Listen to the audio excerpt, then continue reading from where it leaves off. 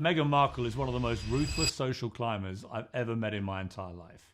And anyone who thinks she wants to get out of the fame element of all this is living in cloud cuckoo land. Where there was a social media post showing Prince Harry calling for him to be shot because he was a race traitor for marrying Meghan Markle. I don't think anyone in the world knows that Meghan Markle has eaten Jack in the Box and loves it. It's so funny, too, that you keep saying Meghan Markle. You know I'm Sussex now. There are some people in the public eye that people just cannot get enough of. Whether they love them or love to hate them, they're always talked about, always debated, always in the news. And Meghan Markle, or Meghan Sussex, as she told Mindy Kaling that she now likes to be called, has to be among the top of this list. This video is a little bit outside of what I usually talk about, but Meghan released a new show called With Love Meghan on Netflix, and it is being broken apart, deciphered, interpreted, left, right, and center. And just like in ways that I couldn't really even fathom, okay? And this thought sort of popped into my mind. What is this obsession with Meghan Markle? What is going on here? No matter what she does, it seems like she cannot do anything right, ever, okay? And I started thinking, is she the most hated royal ever? Today, we're going to do a deep dive on the fair and unfair criticisms of Meghan, Duchess of Sussex. Is Meghan unfairly vilified, or has she played her hand at constantly being in the spotlight? Grab your popcorn. We have a lot to cover. Let's get into it. Hi guys, my name is Yusra. Welcome back to the channel. Now let's start from the beginning. Rachel Meghan Markle was born on August 4th, 1981 in Los Angeles, California. She identifies as mixed race. My dad is Caucasian and my mom is African American. I'm half black and half white. Her parents, the former makeup artist Doria Ragland and Thomas Markle Sr., a television lighting director and director of photography, separated when she was 2 years old and divorced 4 years later. At age 11, she and her classmates wrote to Procter & Gamble to gender neutralize a dishwashing soap commercial on national television. In 2018, Inside Edition resurfaced a 1993 clip of the royals' first TV appearance on Nick News as a preteen alongside the rest of her Los Angeles elementary school classmates.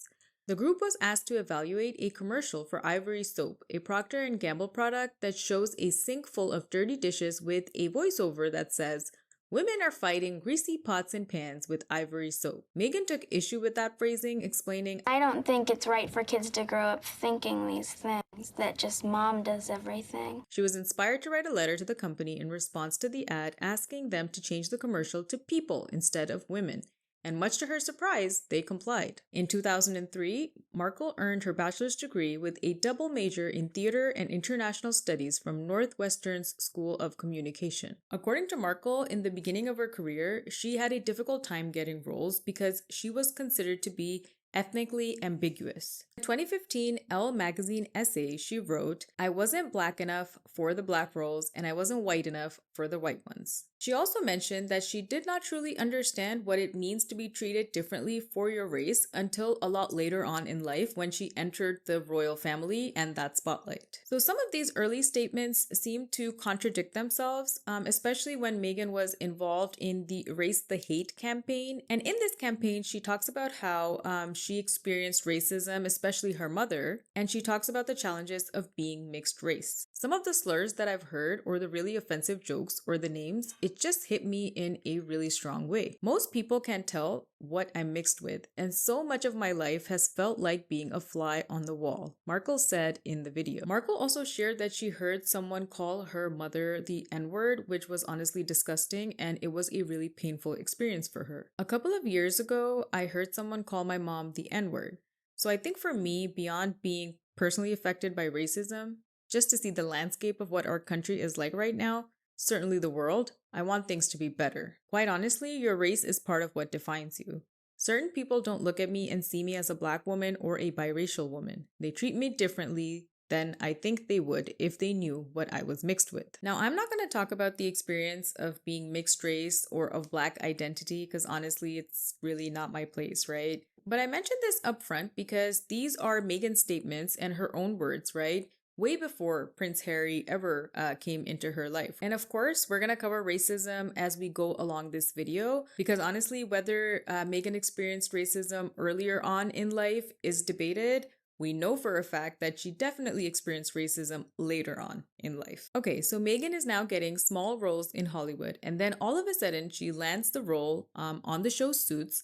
And I think this is where most people actually saw her for the first time. And I thought I saw her here for the first time as well. But then I remembered that I actually saw her on Deal or No Deal before I saw her on Suits. And I used to watch Deal or No Deal a lot back in the day. So anyway, so things are looking really good for Meghan. She's got a good TV gig going on, and in her free time, she's now actually dedicating her time to global issues. She's working as a UN women's advocate, promoting gender equality. She's traveling to Rwanda as a global ambassador for World Vision, and she's visiting India to raise awareness for women's rights. Seems to me that she is using her platform and her newly found fame, or whatever you want to call it, right, for a good purpose, right? And it also seems to me that she is classy, she's elegant, and she has a great head on her shoulders. And then, boom, Prince Harry comes into her life, and things for her will never ever be the same ever again. So, Meghan Markle and Prince Harry's romance begins in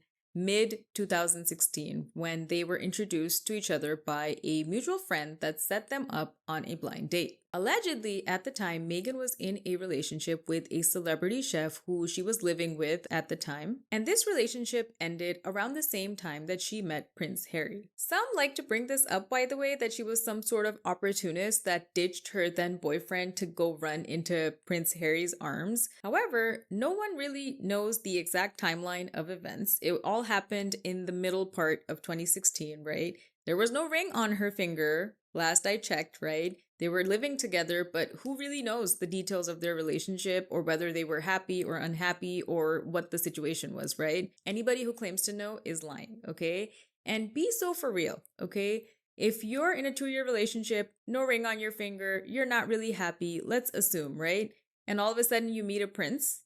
Anyway, so Meghan and Harry start dating in mid-2016, and it was November of that year that they actually went ahead and made their relationship public. On November 8, 8 days after the relationship was made public by the press, the prince directed his communications secretary to release a statement on his behalf to express personal concern about pejorative and false comments made about his girlfriend by mainstream media and internet trolls.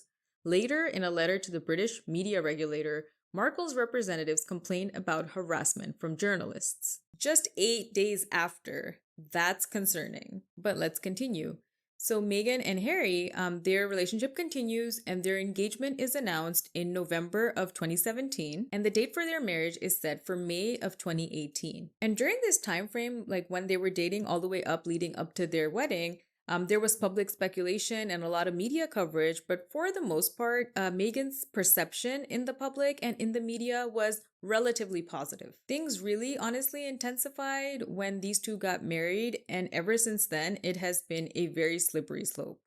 There were the references to the Duchess's rich and exotic DNA, how her family had gone from cotton slaves to royalty, and this piece suggesting the Los Angeles native was almost straight out of Compton. So these two get married in 2018, and between 2018 and 2020, there was a lot of intense media scrutiny on this couple, especially Meghan, obviously, right?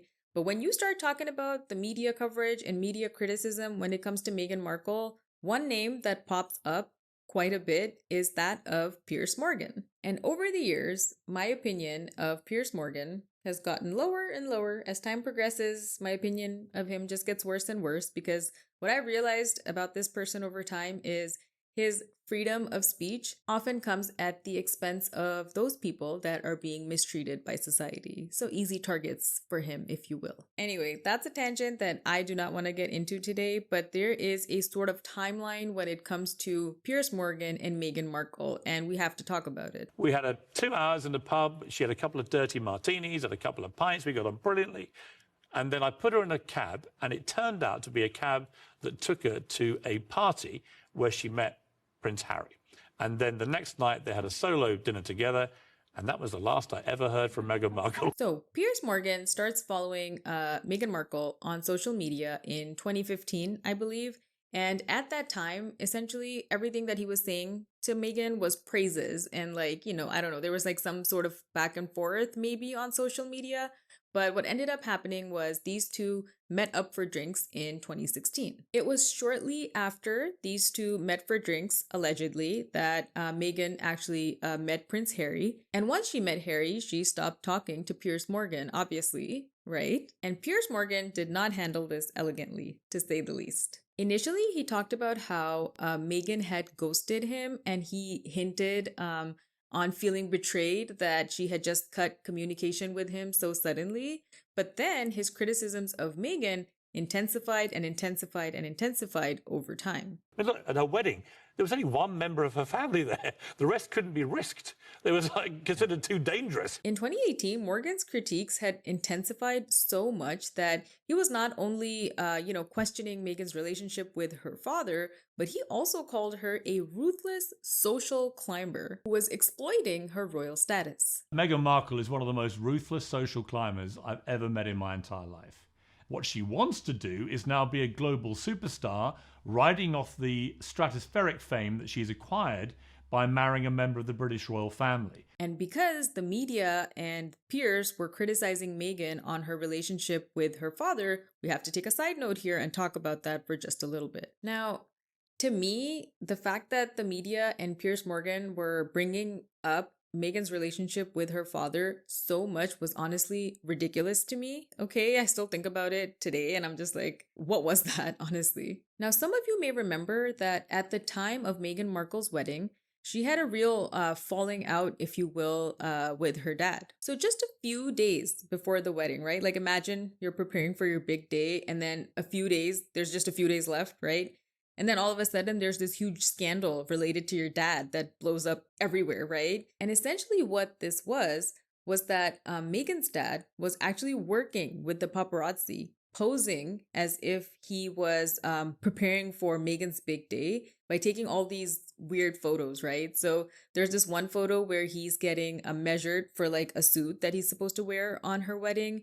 There's another photo where he's supposed to be reading this book about Britain. It was all very weird, and it was later exposed that, this was all staged, and I don't understand why this was happening. But then when this came out, again, very close to the wedding, Thomas Markle Sr. alleged that, he had a heart attack all of a sudden and that he couldn't attend the wedding. Later, he would go on to give a lot of interviews against Meghan, where he would criticize her and sort of bring her up in a weird negative light.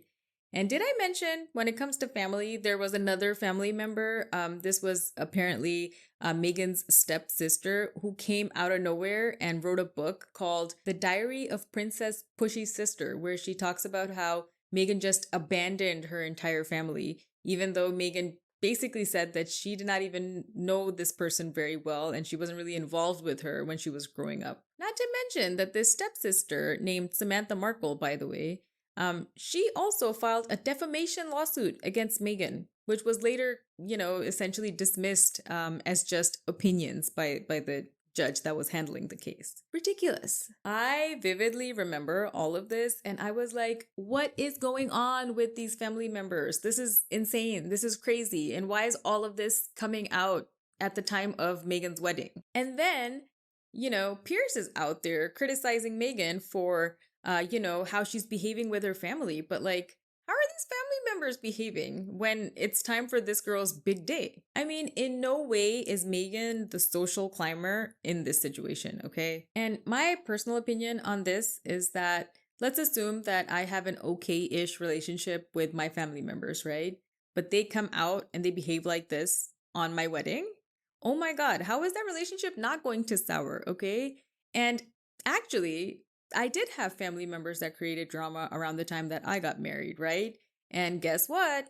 I no longer talk to them. Why would I have you in my life if you are not going to be happy for me in one of the biggest moments of my life? And so there's people out there that criticize Meghan for her cutting off her dad and her family, as soon as she entered the royal spotlight.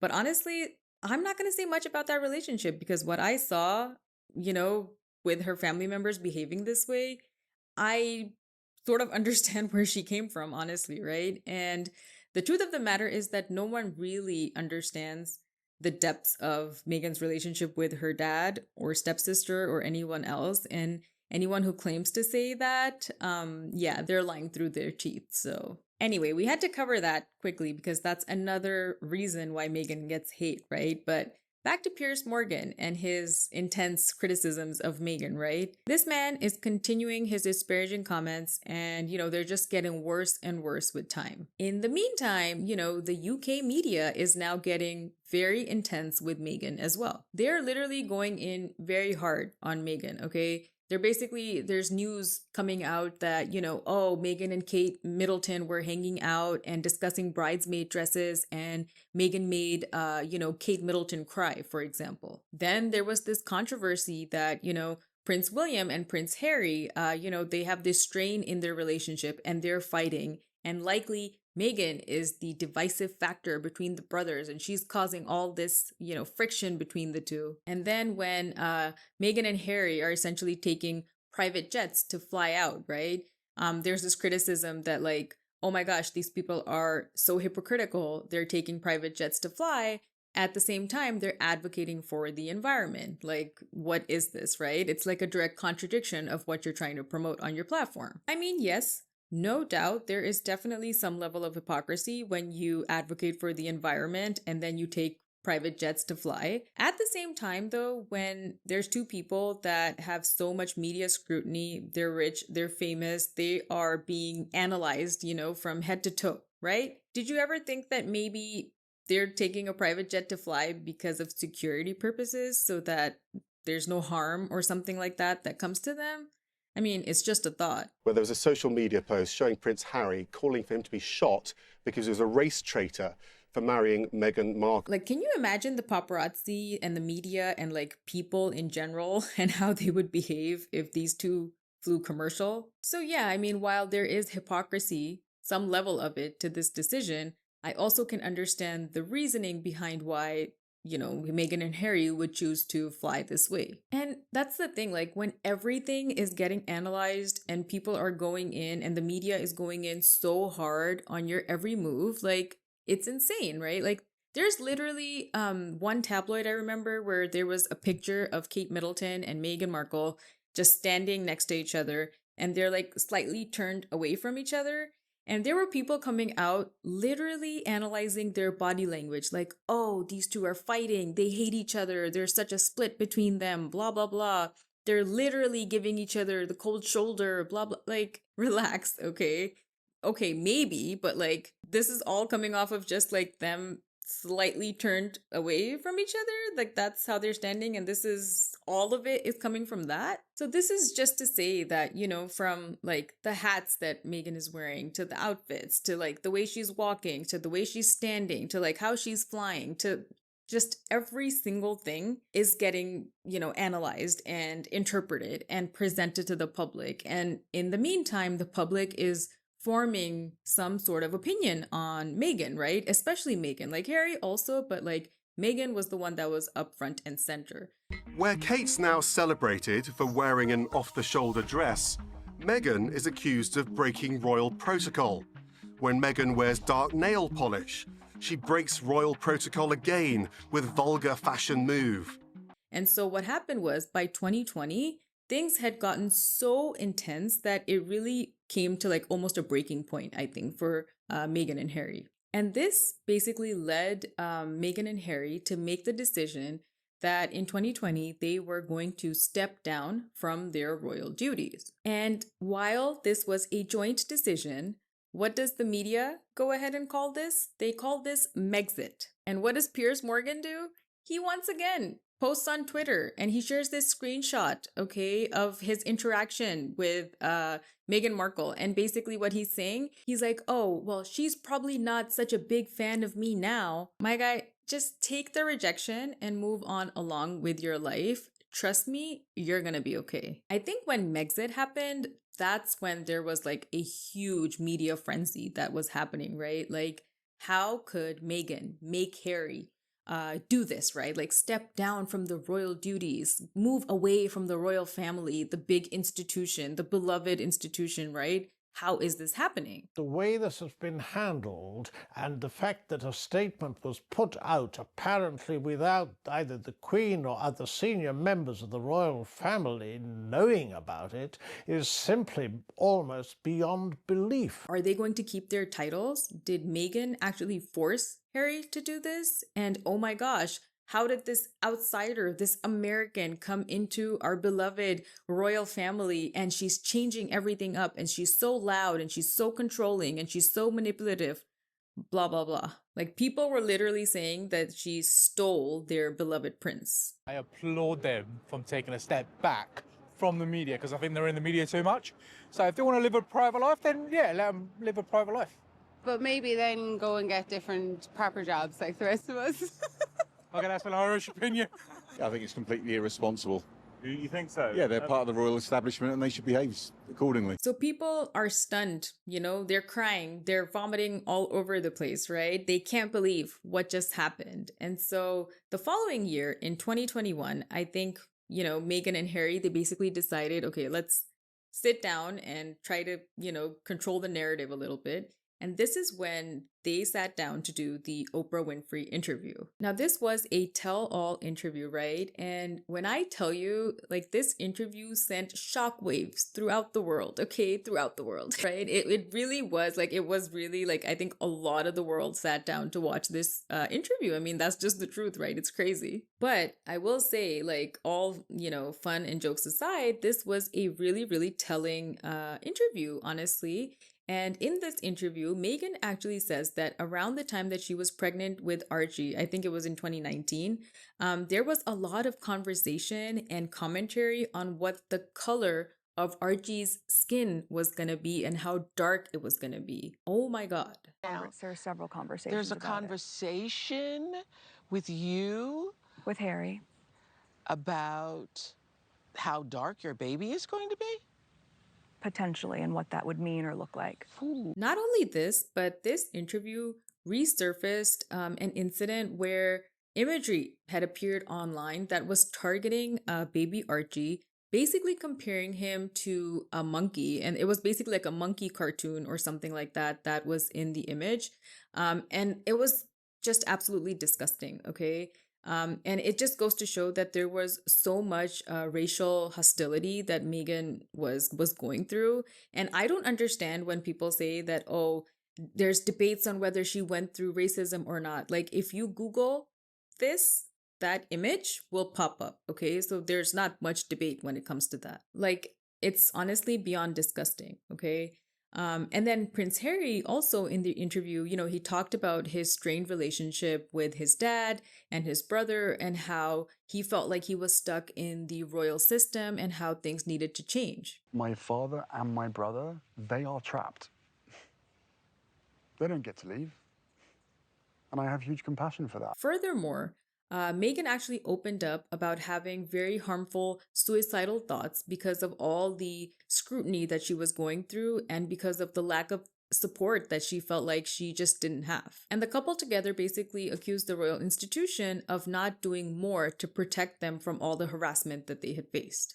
For this union and the specifics around her race, there was an opportunity, many opportunities, for my family to show some public support. For a lot of the public, I feel like this interview was very, very telling, and it brought Meghan and Harry into a very positive light. And a lot of people were calling Meghan very brave for sharing everything that she was going through, for talking about her mental health and all the crazy, disgusting things that she had had to endure in all those years leading up to this interview.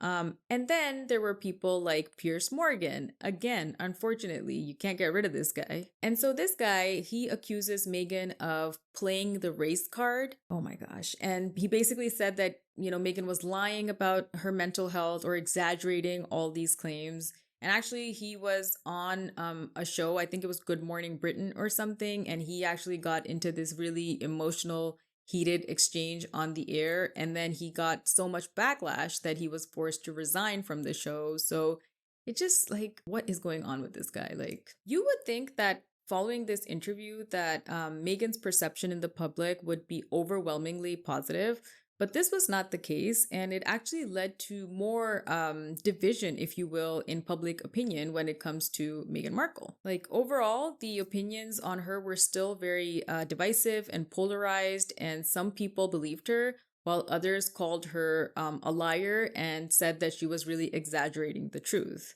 And the truth of the matter, though, is that, like I said, the imagery is out there. So all you have to do is a quick Google search. So I think there's like 3 groups of people here, right? There's this first group of people who don't really look up to the royal institution. They're not really impressed, okay? I don't know. People that are maybe aware of the history of the British Empire and how it's really not that noble. To those people, calling out the royal institution and the royal family and the system makes a lot of sense, right? Because it's really not all that great if you really look deep into it, right? And these people can also see how intense media scrutiny and constant harassment can lead to a deterioration of someone's mental health. Like, it kind of all like makes sense, right? Then there's a second group of people who hold the royal family in like really high regard, right? Like, this is the beloved royal institution, the beloved royal family. They can do no wrong. There's traditions to be upheld. You know, there's history, not that great, but you know, there's history here. The institution must be respected, okay? And traditions must be upheld. And anything that sort of criticizes this institute or system or whatever, you know, it's like shaking them to the core, and it like is sort of, you know, breaking apart everything that they hold dear. And to them, you know, Kate Middleton is the example of perfection. And why isn't Meghan Markle more like Kate Middleton, right? And because she's not, anything that she says or does is controlling or manipulative or just not good enough, and they just don't want to believe her, even if she is telling the truth. Essentially, Kate is no deviation of the norm. She's very much the quintessential sort of British girl next door. She's very much what you envisage when you think of the word princess. And, you know, frankly, she's white. And then there's a third group of people, and I think this is the group of people that can be swayed one way or another, depending on their worldview, right? They might feel meh about the royal family, but then they might see that there's some inconsistencies in the way that, you know, Prince Harry and Meghan, you know, are acting versus what they're saying, and their, you know, opinions are formed in that manner. For example, there's a lot of criticism, and rightfully so to an extent, right?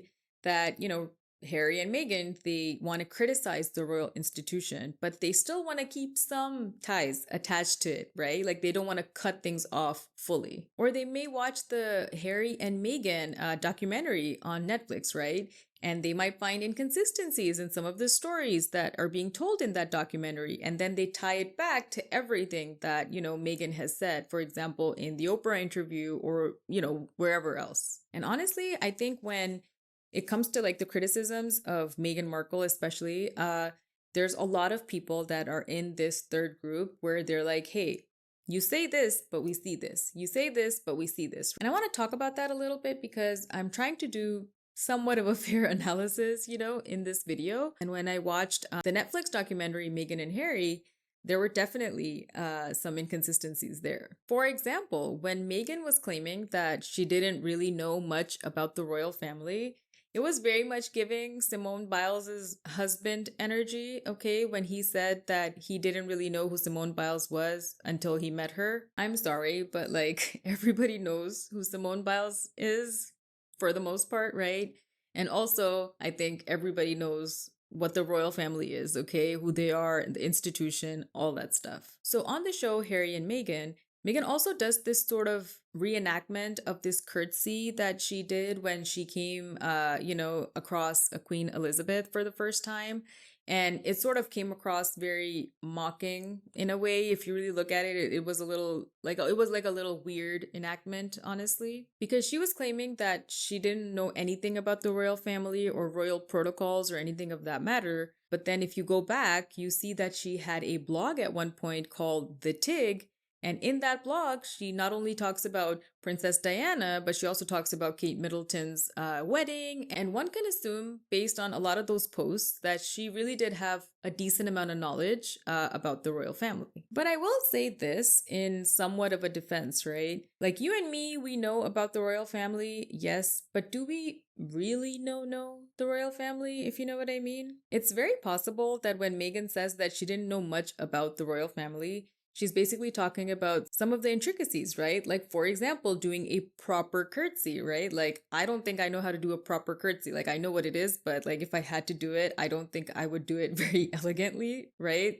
Sort of like the reenactment that Meghan did in her documentary. I don't think it would be that great. So you really have to like question some of the inconsistencies, right? Like, how deep is her statement when she says that, you know, she doesn't really know much about the royal family? Because like I said, is it giving Simone Biles' husband energy where it's very obvious that you knew a lot, right? You knew who Simone Biles was, right?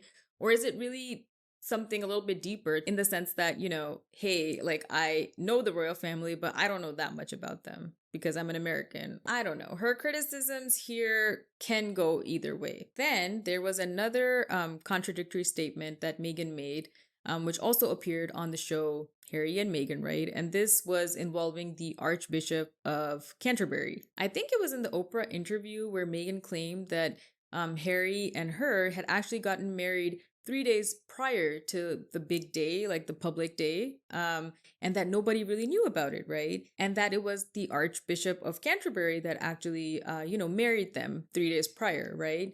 And then the Archbishop himself came out and said, no, they weren't legally married 3 days prior to the actual day.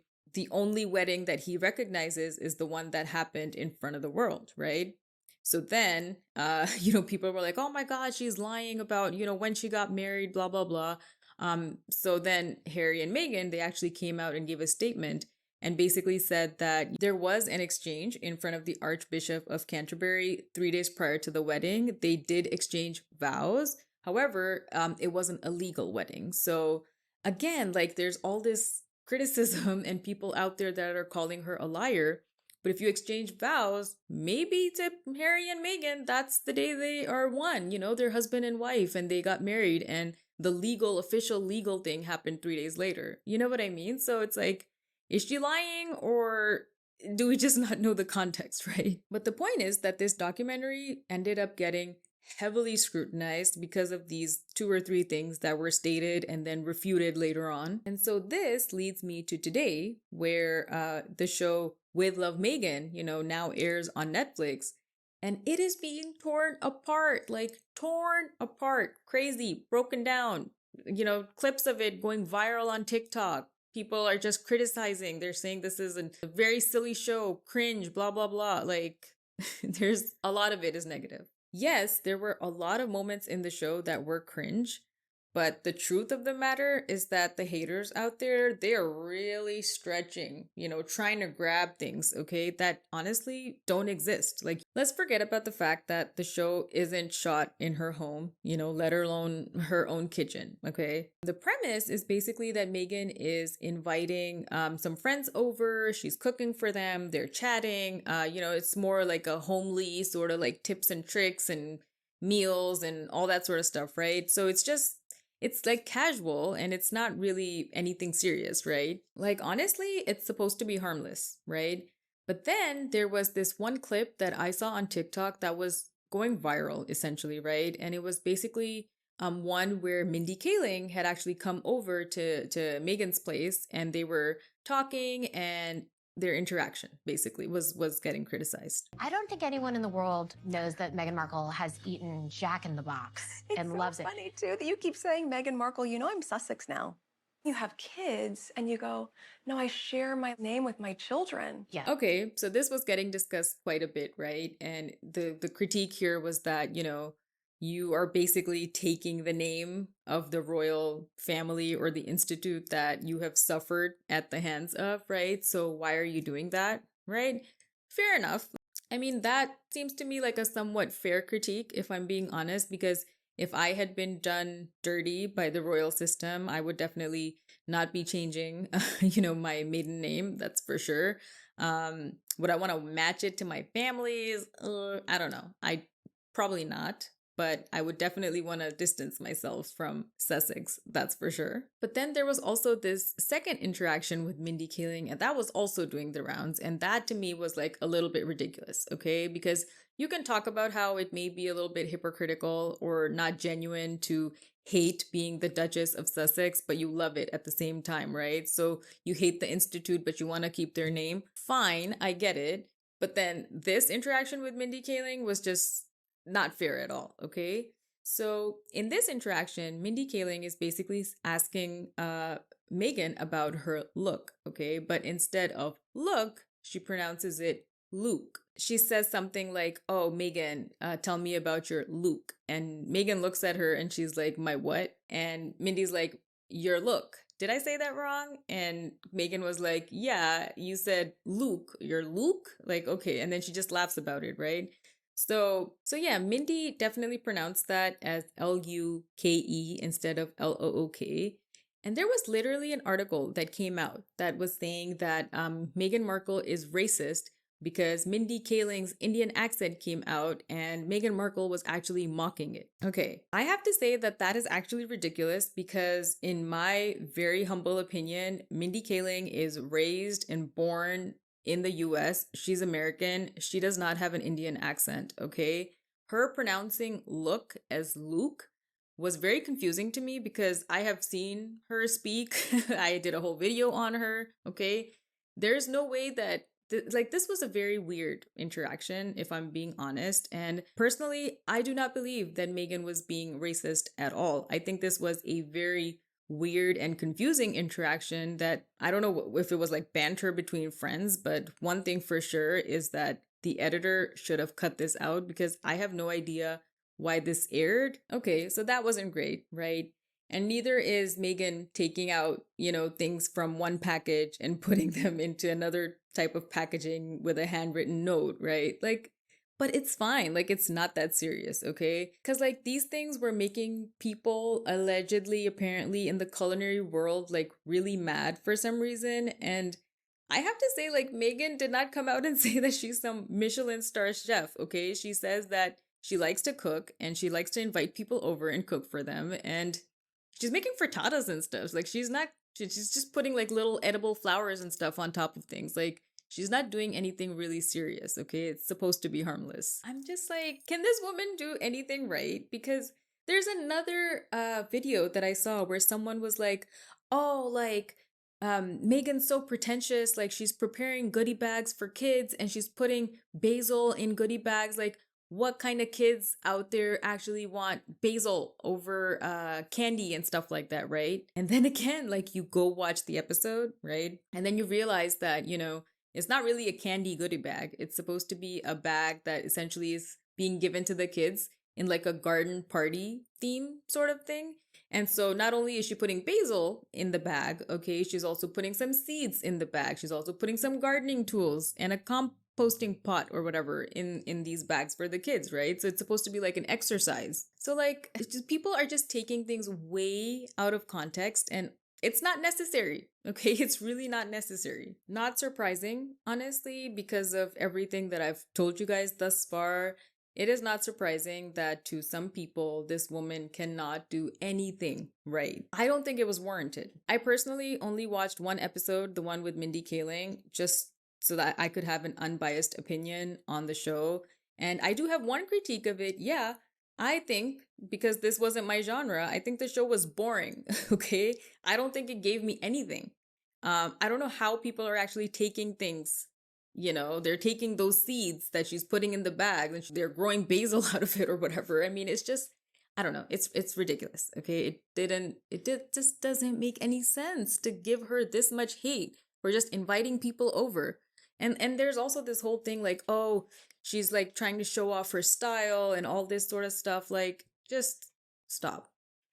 I will say this. I think that, by constantly being in the public's eye, I think Meghan is trying very, very hard to gain the public's approval and to have this image of herself that is very positive, right? And I think what ends up happening is that when you're trying really hard for people to see you in a certain light, it just maybe doesn't come across well, if you know what I mean. The truth is that when you modify your original behavior, right? So you try to fit yourself into the box that you think is what's going to get you the approval that you want so much, right?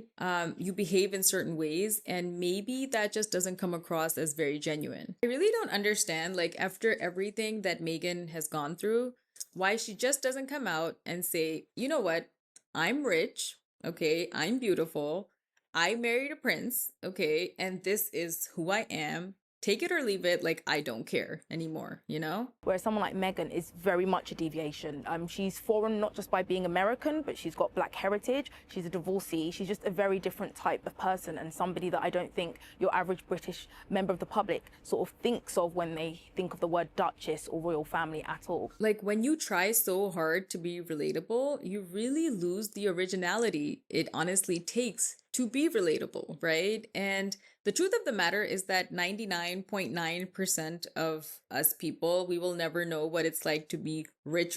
We will never know what it's like to be a part of the royal family. We will never know what it's like to be with a prince or someone of the, royal stature, right? So, like, yeah, it's okay if we don't relate to you. Like, it's fine. Just be yourself. You know what I mean? I just think that if she came across a little bit more real and authentic, I feel like a lot of people wouldn't attack her as much. But then again, there will always be people out there like the obsessed Piers Morgan that will just take anything and just go run with it and go crazy with it. Yeah, those people will always be there. Like with the show With Love Meghan, there's not even fuel that's being added to the fire, yet the fire is still burning very strong. And this is what I think is crazy to me, right? And it makes me think that I think Meghan, the problem really is that she is overexposed. I think that, every year or two, she tries to come out with something and get in front of the public. And obviously she has to work, right? Like she wants to do these projects and things like that. But when you're overexposed, I think it really takes away from your image, if you will. Like we had the Oprah interview, which I think was great. And then we had the Harry and Meghan, romance documentary, if you will. And that was fine. And, it started, like a negative discussion on some things and inconsistencies and stuff, right? And now you have this show With Love Meghan. And then you also have, I think, a podcast that's coming out. She's had a podcast in the past, but I think there's another podcast that's coming out in April, sometime this month. So it's a lot. It's a lot of content, I feel like. And it's just, the haters are just looking for something and they're constantly finding it, And I think this is a problem when it comes to just being overexposed, like I said. But let's just assume, for discussion purposes, right, that Meghan really is disingenuous, right? And there are some inconsistencies in her stories. And maybe there's even some white lies and some exaggerations of details, right? Do you guys really think that she deserves the hate that comes her way? Like, honestly. Like, be for real. Does pretty privilege die at the hands of racism? Does wanting privacy mean that, she's never going to appear in the media ever again or do projects ever again? Or does it mean, hey, get these drones outside, away from the windows of my home, like get them away from me? Does being an outsider and criticizing the royal family really make you such a villain that you forget that there are actual villains that exist and have existed for decades, within the royal family? Hint, hint, some PDF files. Is Meghan really trying to portray the image of perfection, or has her personality shifted and modified so much over the years because of constant scrutiny, constant attacks, constant overexposure in the media, some by her choice, but a lot of it not? In 2025, are we still slaves to the royal institution and to the system? I did a lot of research for this video, okay? And there's quite a few things that I didn't include because this video would never end, right? But this is my conclusion. Meghan is far from perfect, okay? Far from perfect. And there are inconsistencies and contradictions in her stories, in her statements, in the way she carries herself. No doubt about it. But I will also say that the hate, I do not think it's warranted at all. And at the end of the day, I really do think that Meghan Markle is a prime case study of what happens when racism and misogyny really go to the end of the extreme. And let's end with that. All right, you guys, I hope you guys enjoyed this video. Let me know your thoughts in the comment section below, and I will see you in the next one.